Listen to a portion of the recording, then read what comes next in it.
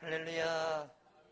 오후 예배에 참여한 여러분들에게 하나님의 은혜가 풍성하게 임할 줄 믿습니다. 어떤 사람이 약국을 찾았어요. 젊은 사람인데. 그래서 약사에게 갑니다. 약사가 어서 오세요. 무엇을 드릴까요? 젊은이가 말합니다. 마약 주세요. 그러니까 뭐라고 이야기했겠어요? 말이 어디 아픕니까? 안 웃어도 돼요. 동문서답을 지금 하고 있는 거예요. 젊은이가 왜 마약을 찾았을까요? 살기가 힘들고 어려워서 어려움을 이기려고 갔는데 설마 젊은 사람이 무슨 소망이 없어서 마약의 힘에 의지해서 그럴까 싶어서 말마. 그래서 말이 아파서 온 줄 알고 약사는 그렇게 얘기했다는 거예요. 그래요. 우리가 이 땅에 사노라면 정말 힘들고 어려운 일들이 너무나 많아요. 젊은이들이 정말 이 땅에 소망을 가지고 소망의 노래를 할 수 있다면 얼마나 좋을까. 현실은 참 각박하고 그렇지가 못합니다. 젊은이들이 내일에 대한 소망을 노래할 수 있다면 얼마나 좋을까. 가면 갈수록 각박해지는 세상입니다. 그 이유가 있습니다. 아무리 곰곰이 생각해봐도 왜 이렇게 이런 각박한 세상이 될까를 생각해보면 아마도 그것은 주님의 재림의 때가 가까워오기 때문에 그래서 그렇지 않을까를 생각해보는 거예요. 그것은 아마도 하나님께서 지으신 이 창조물이 가면 갈수록 더 아름다운 세상이 되어져야 될 것 같은데 과학이 발달하면 발달할수록 더 편리한 세상, 더 아름다운 세상, 행복한 세상을 만들어 가야 될 텐데 그래요. 그 유토피아의 세계는 결코 올 수가 없습니다. 죄로 말미암아 인간이 지은 죄로 말미암아 이 땅은 병이 들었고 더욱더 이 땅은 황무해 간다라는 사실입니다.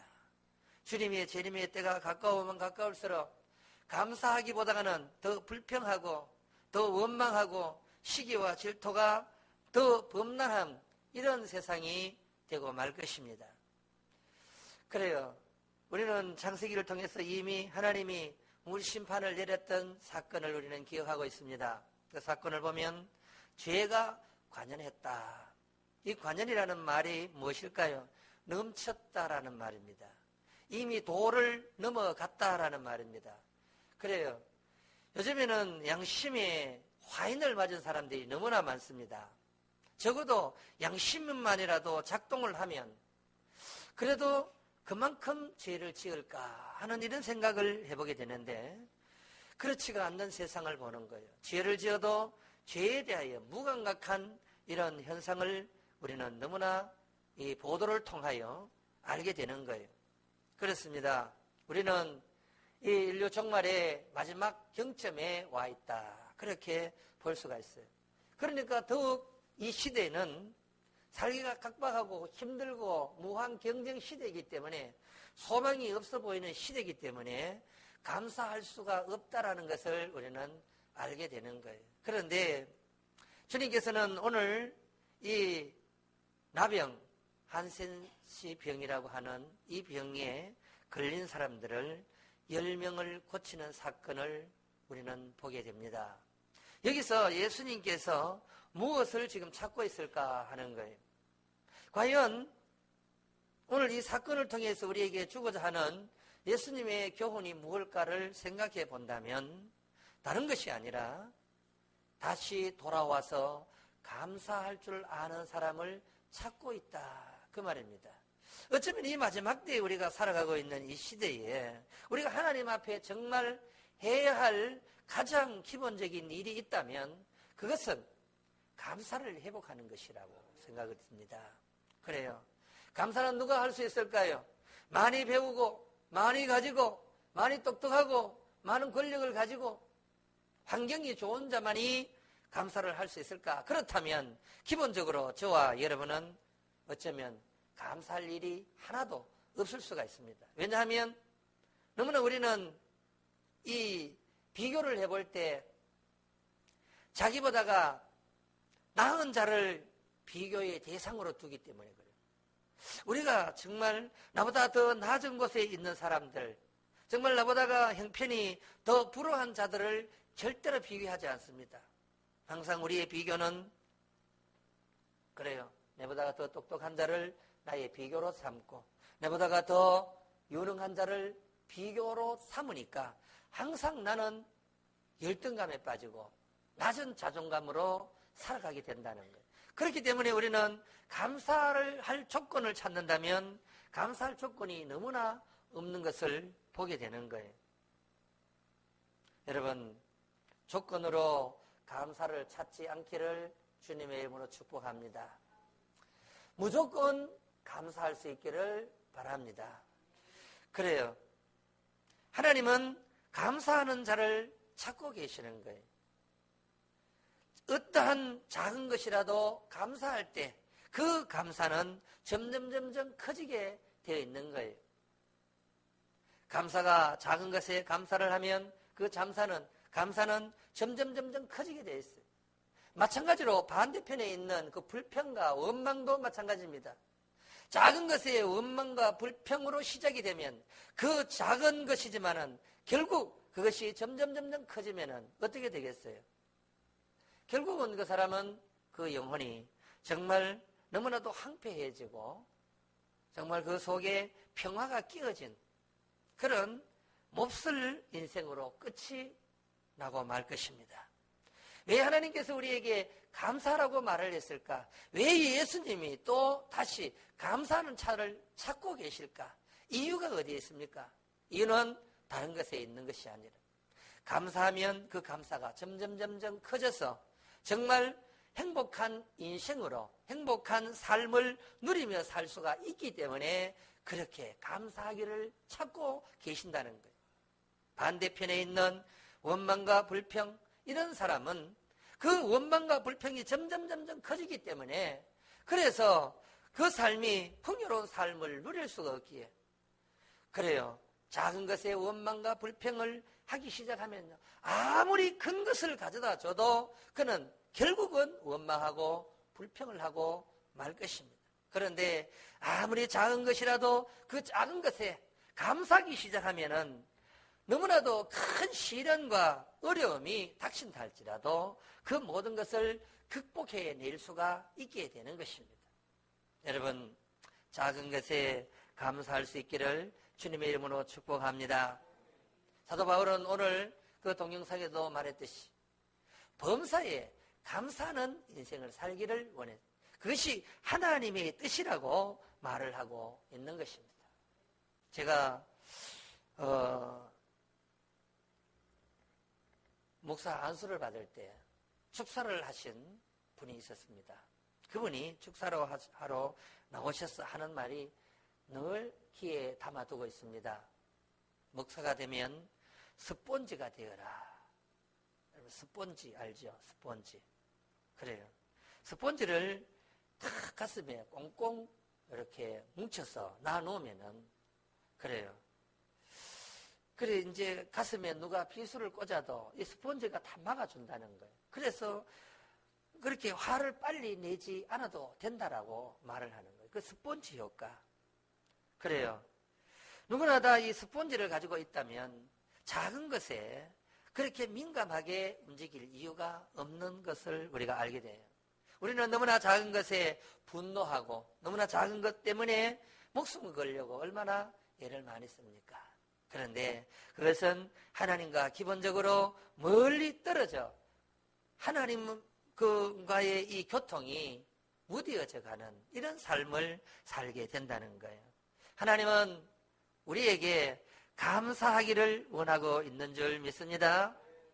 믿음에 승리한 사람들은 하나같이 하나님 앞에 감사의 삶을 살았습니다. 원망하고 불평하는 자에게 큰 일을 맡기지도 않았고 그런 자들이 신앙의 위대한 승리를 거둘 수도 없었다라는 것을 우리는 너무나 잘 아는 거예요. 그래요.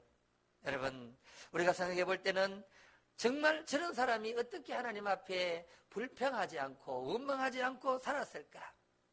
저는 신앙의 그 위대한 인물 중에 참 좋아하는 분 한 사람을 들라면 저는 다니엘을 좀 들고 싶어요. 여러분, 다니엘은 다분히 어쩌면 왕족의 가문으로 자라났습니다. 자라나는데 자기의 잘못이 아닙니다. 그런데 나라를 잃어버렸습니다. 형편과 처지가 아주 공경에 처합니다. 어린 나이에 이래 이방 나라에 가서 이방 문화를 배워야 하고 이방 신상 앞에서 절을 해야 하고 참으로 암담한 그의 미래가 너무나도 우울한 이런 환경에 처해 있었습니다. 그런데 그는 그런 환경 가운데 환경 아래의 지배를 절대로 받지를 않습니다. 그의 신앙의 정체성을 한 번도 잃어버린 적이 없습니다. 그래요. 처음으로 다가오는 시험이 먹는 것 때문에 공경에 처할 뻔합니다. 왕이 차려준 진미를 먹자니 우상에게 드려졌던 제물이고 그래서 다분히 이 음식은 함께 할 수가 없다는 것을 그는 알고 있었습니다. 그래서 왕이 차려준 진미를 거절하고 오히려 채소를 가까이 하며 비교를 한번 해보라. 시험해보라. 과연 왕의 진미를 먹는 자와 하나님께서 채소를 먹어도 이렇게 더 윤택한 얼굴을 주시는지를 한번 시험해보고 그렇게 해서 문제가 되면 그때 내가 먹겠다. 그는 하나님에 대한 믿음이 철저했습니다. 그래서 그는 그런 환경 가운데서 보통 사람이라면 야, 왜 이런 환경을 나에게 만들어줬는가? 원망하고 불평했겠지만 그러나 그가 감사했다라는 말은 없지만 그의 삶이 감사하지 않으면 그곳에서 그런 삶을 도저히 살아갈 수 없는 그런 형편과 처지였던 것을 우리는 알게 되는 거예요. 그냥 환경 앞에 환경의 지배를 받고 그냥 원망하고 그냥 불평하고 그냥 시대적 조류가 이러니까 어쩔 수 없겠구나.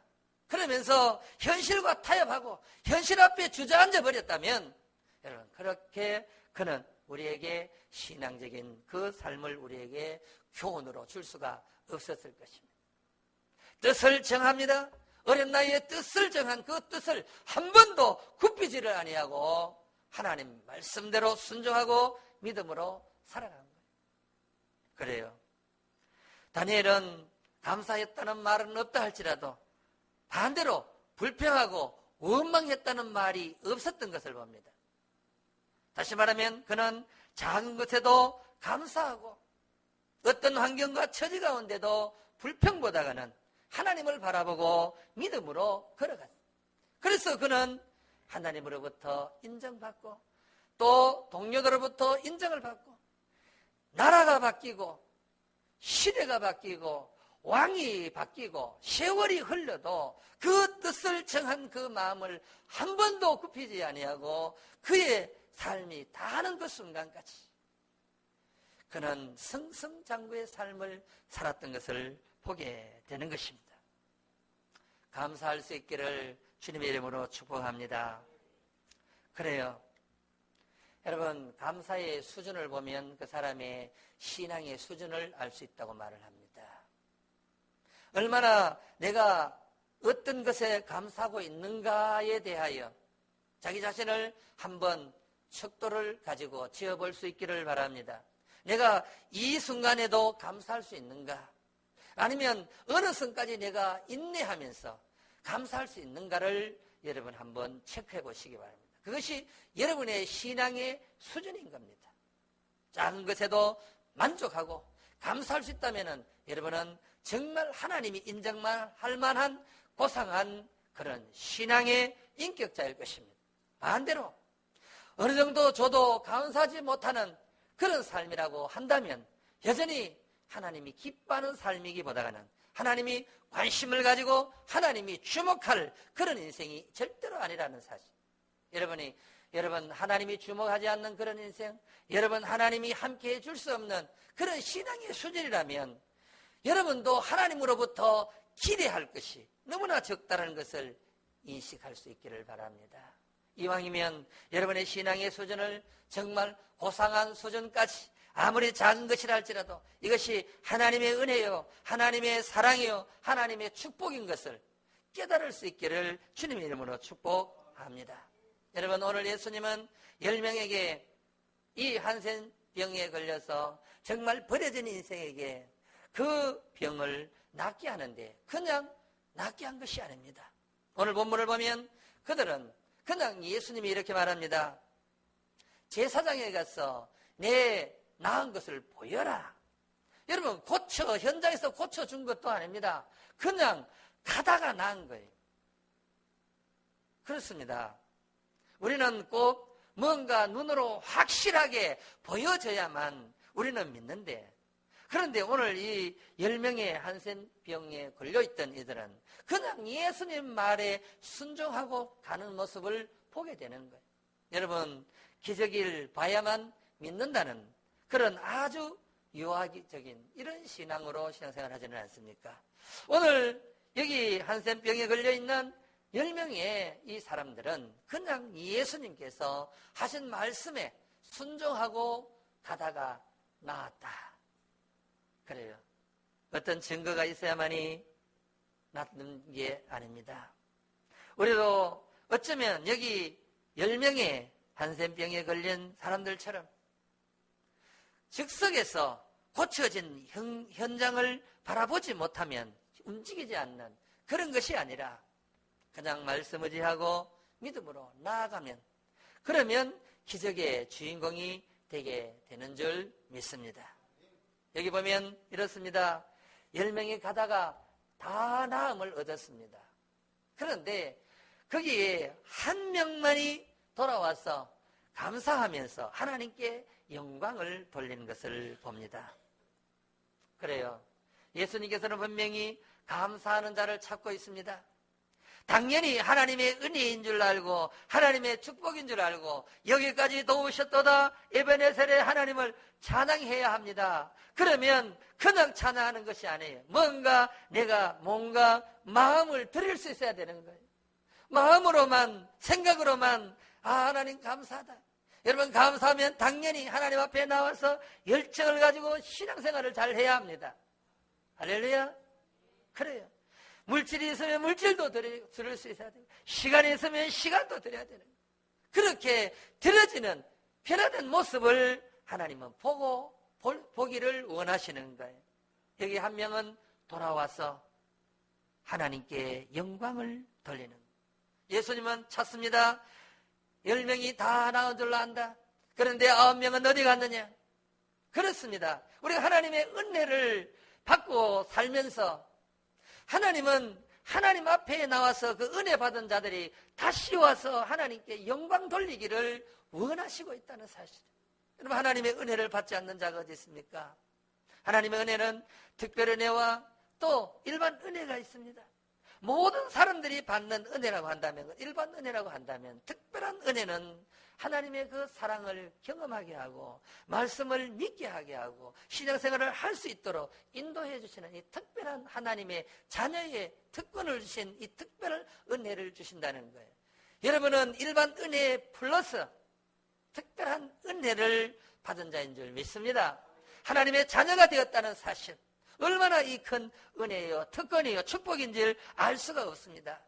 당연히 하나님 앞에 늘 가까이 나와서 하나님께 영광을 올려드려야 되고 그 감사함을 보여줘야 된다는 것이 저와 여러분의 모습인 거예요. 그렇게 살아가기를 원하시는 그 하나님인 것을 보게 되는 거예요. 여러분, 이렇게 한 명 돌아와서 하나님 앞에 영광을 돌립니다. 그냥 돌려보내지 않는 예수님을 보는 거예요. 그렇습니다. 하나님의 은혜가 너무 커서 그 은혜에 겨워서 하나님 앞에 가까이 나와 하나님께 영광을 올려드리고 몸으로라도 드리려고 하고 마음으로라도 드리려고 하고 찬양이라도 드리려고 하고 뭔가 하나님 앞에 드리려고 하고 이렇게 돌아온 자에게 예수님은 플러스 알파 더 귀한 선물을 주셨는데 그 선물이 무엇입니까? 그에게 이르시되 일어나 가라 내 믿음이 너를 구원하였느니라. 여러분, 우리의 육신이 잘 되는 것으로 만족하지 마시기 바랍니다. 육신의 만족으로 끝나는 인생은 참으로 어리석은 인생이에요. 교회에 나오니까 장사가 잘 되더라, 건강해졌더라, 모든 관계가 회복되어졌더라. 거기서 끝나는 것이 아니라 더 깊은 믿음의 세계로 나아가 날마다 더 성화되어 가고 더 성숙한 신앙의 모습으로 나아갈 수 있기를, 그렇게 되어지기를 주님의 이름으로 축복합니다. 내 믿음이 너를 구원하였느니라. 영혼이 잘 되는 이런 축복을 받아 누리게 된 것입니다. 여러분, 육신이 잘 되는 것은 50이라고 말한다면 영혼이 잘 되는 것은 100인 거예요. 여러분, 50에서 그치는 그런 축복이 아니라 100%의 축복을 다 받아 누리는 저와 여러분 될 수 있기를 주님의 이름으로 축복합니다. 축복합니다. 걸어가신 하나님 아버지,